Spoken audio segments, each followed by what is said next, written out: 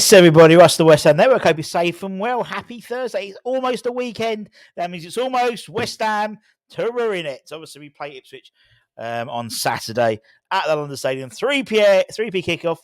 3 p.m. kickoff. That's one thing about not having Europe. It's Saturday 3 o'clock. So quite like them. We've got should have a preview with Alfie Indra, big Ipswich fan, the second most famous musician, Ipswich fan musician after Ed Sheeran. It's not a bad place being second place to him. And we'll be talking about obviously the game on Saturday. This afternoon I did a react. So your comments about this whole sort of Molo, the old Molo debate, Mohamed Kudus and Julian Lopetegui. Your comments from the videos, a bit of Rusty reacts. We do them ever so often when there's a sort of good subject to talk about. But it's Hammers Headlines in association with the KUMB.com boys. We did the press conference, the Julian Lopetegui debrief a little earlier on. But we've got three stories to talk about. One involving all involving strikers. All involving strikers. So let's crack into it.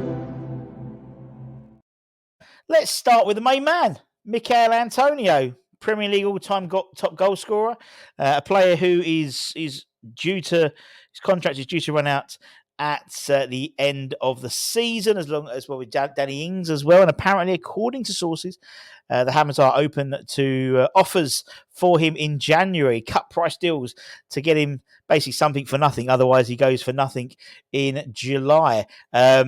It's believed that they will entertain offers for the 34-year-old striker.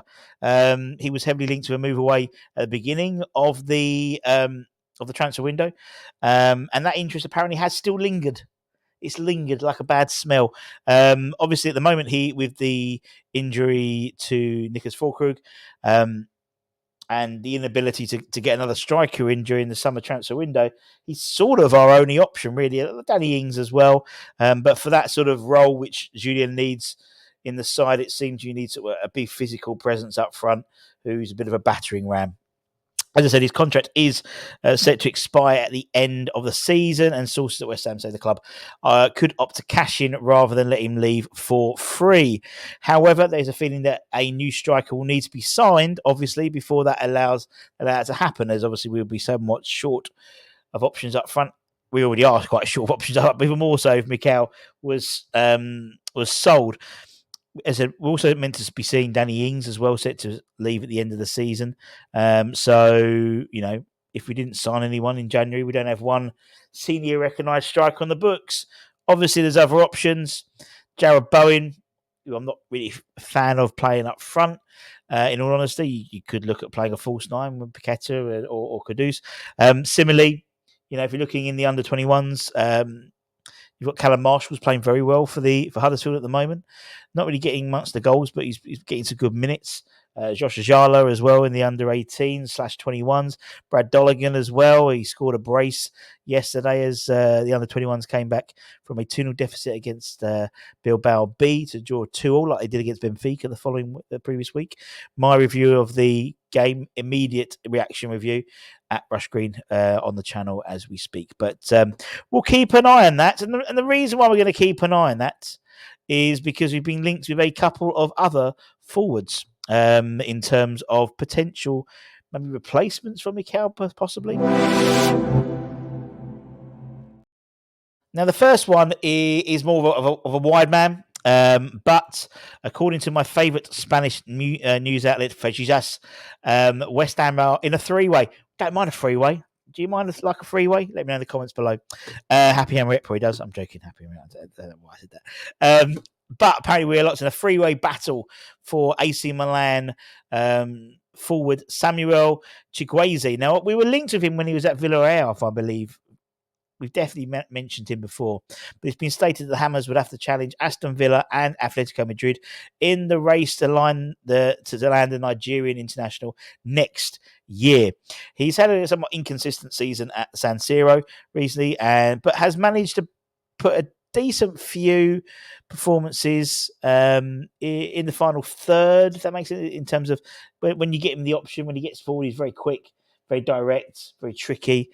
player who West Ham fans would really like to watch play. Similar to sort of a Kudus / Somerville mixed hybrid. He's not as strong as Kudus, but he's definitely got the pace of them two. He's found the back of the net 3 times and picked up 3 assists in 33 games across all the clubs for AC Milan, all the competitions for AC Milan last year. 25-year-old. He's mainly been playing on the right hand side, but he has been playing left hand side as well during his time, particularly at Villarreal. His current deal at the Spanish will expire in 2028, and West Ham have to obviously convince quite a decent offer if we had any hope of landing him next season. Good dribble of the ball, creates chances for his teammates in the final third. Got a good long range shot as well. So will be an interesting one, really. As I said, he can play either wing. He's mainly known as a right winger, but he has function on the left wing as well. And at 25, good age, and has all the attributes to be able to compete in the Premier League. In my eyes, as I said, he's someone who we've been scouting before. Definitely must be a season or two beforehand, if I remember correctly. Before I think he was at Villarreal beforehand. So he was at Yellow Submarines before moving to AC Milan in. Trying to see when he's last year. The summer, last summer, July 2023. He moved from. Doesn't say how much it was for. But anyway, Nigerian international as well with 40 caps to his name. So interesting player, exciting player, and maybe a couple of years older than our sort of MO in terms of young ones who can develop into a player. He very much is sort of on the cusp of being a phenomenal player. So keep an eye on that one.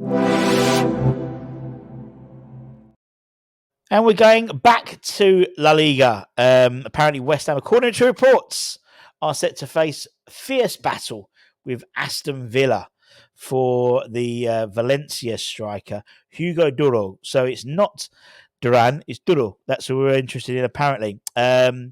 It's understood that we've been scouting him, and West Ham are impressed with his energy, goal-scoring ability as a major potential asset for the club. So does Unai Emery at Aston Villa as well. 24-year-old has scored twice for Valencia so far this season against Barcelona and Villarreal during his first 6 games of the campaign. He's got 17 senior goals to his name, 13 in 37 appearances last season for Valencia.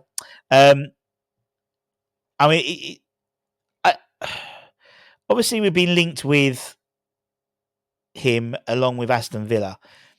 Now, we know probably one of the reasons why I don't think that they sold Duran at all, whether it's to us, to anyone, is the lack of getting a replacement in time. If we lose out on Hugo to Aston Villa, that may well open up the possibility of Duran, of that signing. Although having scored last night a good goal against Bayern Munich, probably not so much so. But, I mean, in terms of Hugo, he's had quite a limited level of experience for someone who's sort of 23, 24. He's been sort of shipped between, he was at Getafe, he was at Real Madrid, before finding his sort of permanent home at Valencia. I mean, his numbers aren't going to shock anyone. They're not phenomenal numbers. They're good numbers. But again, at the age of 24, he's still got a couple of years probably to hit his peak. And I think,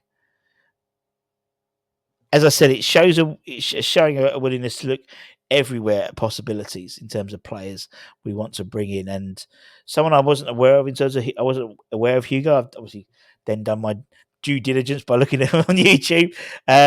He's quick. He's a clinical striker. Give him the chance, and he'll put it in the back of the net. And that's all we can really look at the moment until you see him in the claret and blue, whether that is in East London or whether it is in Birmingham. And that's it, my friends. Thank you very, very much for your time as always. Don't forget to check out neesandmoranbrand.com for latest news, reviews, and opinions. Don't forget also a couple of plugs. Our good friends Alloy Collectors, the 1965 shirt is now available. It was on pre-order, now it's available, and they will be soon pre-ordering the current shirt, which is pretty much exactly the fucking same. We'll take the badge off and put the new badge on, really, and the horrible green one on the side. And also, don't forget, I'm counting out 3, 4. I think we've got 3 or 4 left of the mugs. One on the left, not on the right. So if you want to get that, it's £10 plus £2.95 plus shipping on the limited edition run. There'll be a link in the description below. If you are ordering them from international waters, drop us an email, westhamnetwork@gmail.com, and we'll sort out that a bit differently in terms of postage and all that type of stuff. But anyway, take care, stay safe, stay warm, stay humble, keep the faith, and come on, you bloody